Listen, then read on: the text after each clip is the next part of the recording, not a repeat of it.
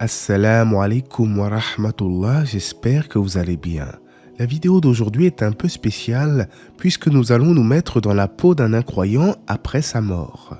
C'est-à-dire que nous allons suivre le parcours de son âme et observer ce qu'il va découvrir, le tout étant bien entendu basé sur les textes du Coran et de la Sunna authentique, bien que pour les besoins de la vidéo, je ne citerai pas clairement les textes en question. Bien entendu, le monologue intérieur de ce non-croyant relève de l'imaginaire, mais toutes les informations spirituelles sont 100% islamiques. Aussi, si la vidéo ne traite pas du pont Sirat par exemple, c'est parce que, selon certains avis, l'incroyant sera conduit en enfer directement avant même la traversée du pont, comme l'explique notamment le Cheikh El-Ousaymin. À noter aussi que le châtiment de la tombe que je vais évoquer dans quelques instants ne concerne pas que les incroyants et les polythéistes, mais aussi certains musulmans pécheurs qui seront châtiés en fonction de leurs actions. Quoi qu'il en soit, on voit cela tout de suite après la petite intro.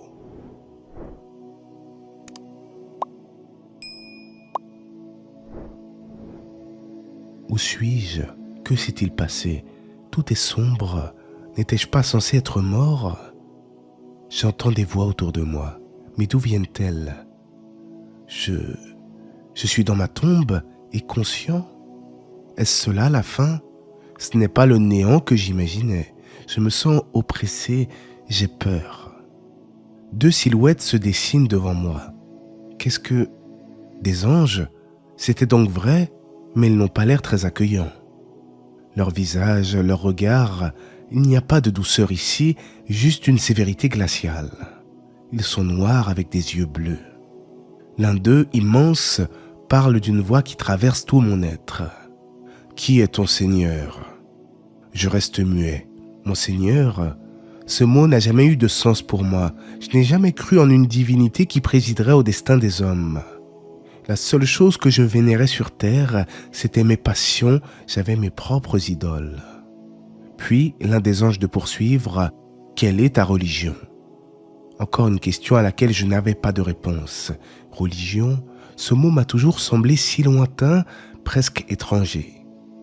La société nous a toujours appris à nous méfier des textes sacrés, soi-disant révélés par Dieu. Et puis, j'avais tellement d'argent, je me disais que toute cette richesse n'était due qu'à mon intelligence et à mon travail. La religion n'avait aucune importance dans ma vie. Je sens la panique monter en moi, elle me submerge progressivement.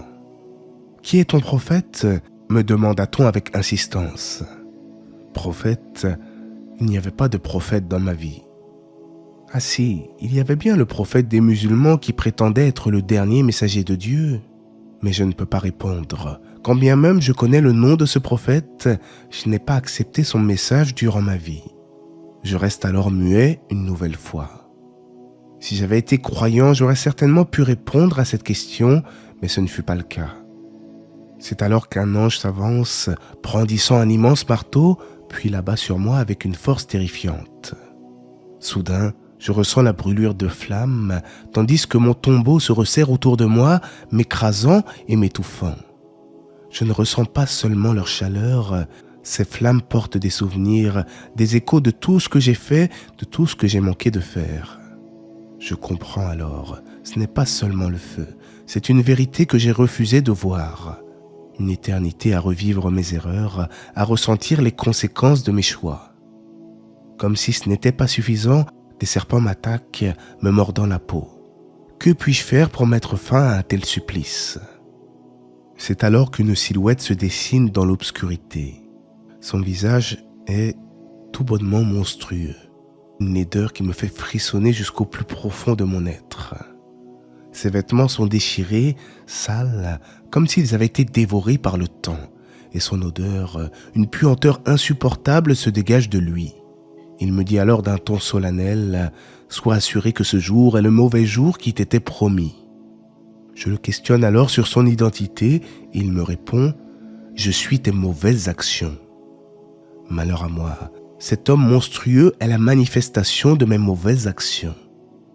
Comme je regrette amèrement de ne pas avoir cherché le but de mon existence sur Terre, pourtant j'ai bien vécu.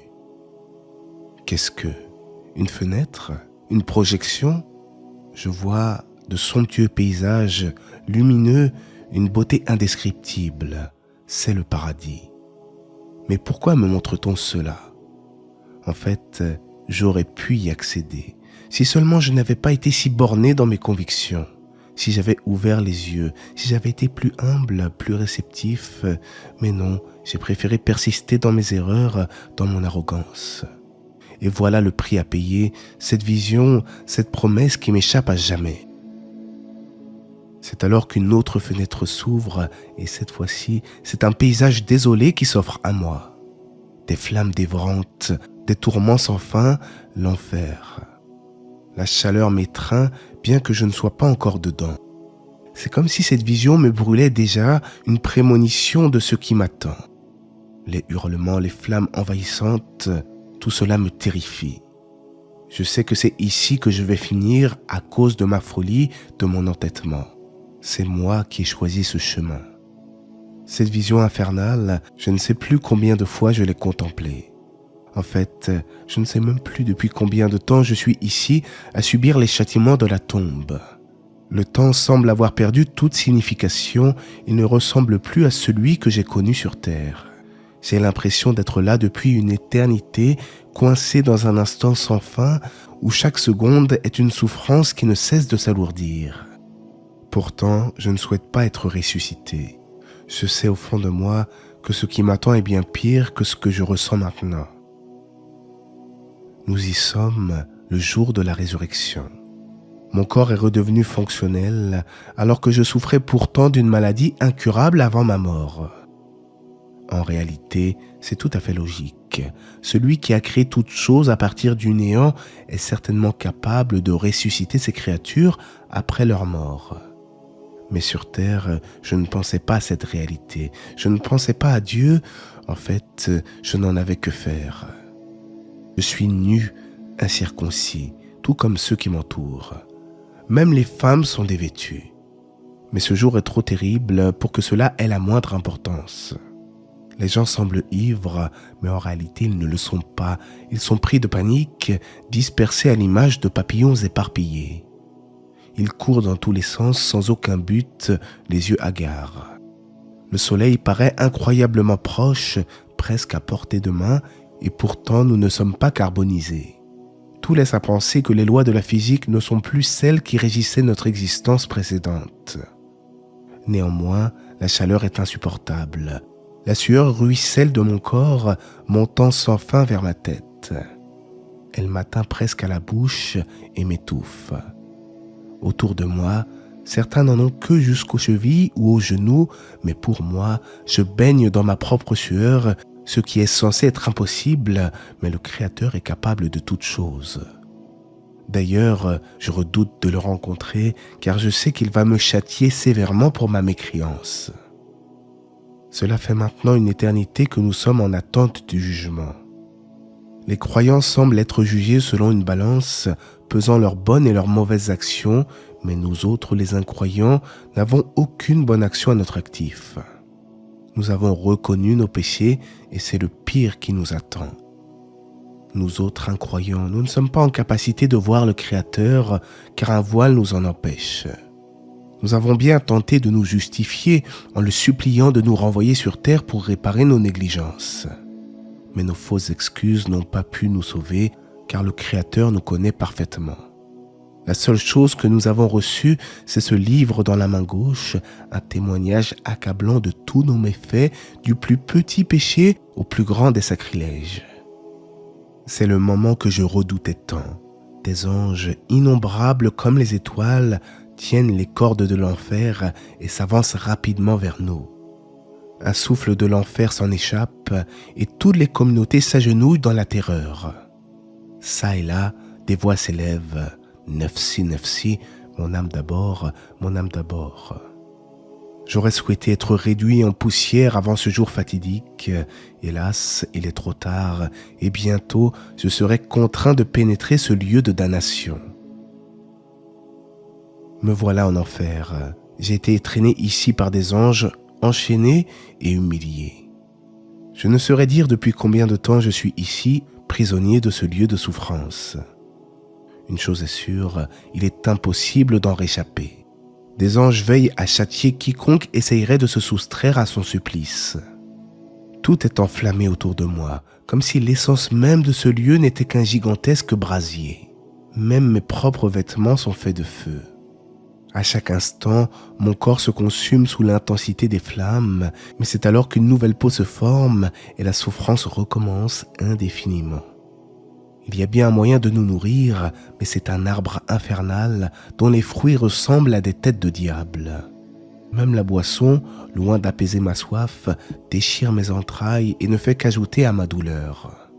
Le plus grand désespoir dans cette affaire, c'est que le Créateur a fait venir la mort elle-même sous la forme d'un bélier et il fut tué sous nos yeux. J'ai alors fini par comprendre que je suis ici pour y demeurer éternellement sans aucune chance de rédemption. Il suffisait pourtant d'une seule chose, chercher le véritable but de mon existence, accepter la religion de Dieu avec humilité et me soumettre à ses directives. Mais au lieu de cela, j'ai triché, menti, blasphémé et pire encore, je n'ai jamais reconnu que toute cette vaste création était l'œuvre de Dieu, l'unique. Certains de mes voisins en enfer avaient reconnu son existence, mais lui avaient attribué d'autres divinités dans son adoration. D'autres encore se prétendaient croyants, mais leur foi était vide, c'est ce qu'on nomme les hypocrites. Il est dit qu'ils occupent le plus bas degré de l'enfer. Telle est ma triste histoire, et en vérité, ce n'est pas le Créateur qui a été injuste envers nous, mais c'est nous qui avons été cruels envers nous-mêmes en rejetant les signes divins au sein de l'univers ou même à travers les révélations. Des prophètes et des messagers avaient été envoyés, mais nous nous sommes moqués d'eux, les prenant pour de simples imposteurs. Pourtant, ils ne cherchaient rien en retour, aucun salaire, aucune récompense. Hélas, si seulement j'avais cru en Allah, l'Omnipotent, si seulement j'avais pris le temps d'approfondir mes questions existentielles avec sincérité, si seulement j'avais accompli de bonnes œuvres dans le but de satisfaire mon Créateur. Mais tout ce que j'ai fait sur terre, c'était par vanité, par désir insatiable d'accumuler des richesses et sans jamais me remettre en question. Et qu'Allah nous préserve de l'enfer, j'espère que ce monologue intérieur aura pu être un rappel poignant concernant la vie après la mort. Si ça vous a plu, j'envisagerai peut-être de faire une autre vidéo, mais du point de vue d'un croyant cette fois-ci, Inch'Allah. Avant de conclure, je tiens à rappeler que le texte de cette vidéo et des autres vidéos de la chaîne d'ailleurs ont été rédigés par mes soins et que toute personne qui dérobera mon travail pour générer sa propre vidéo sera signalée pour atteinte aux droits d'auteur. Il n'y a aucun intérêt islamique à créer une vidéo qui utilise le texte d'un musulman afin de faire réciter ce texte par une voix synthétique et qu'Allah nous préserve de ces gens mal intentionnés.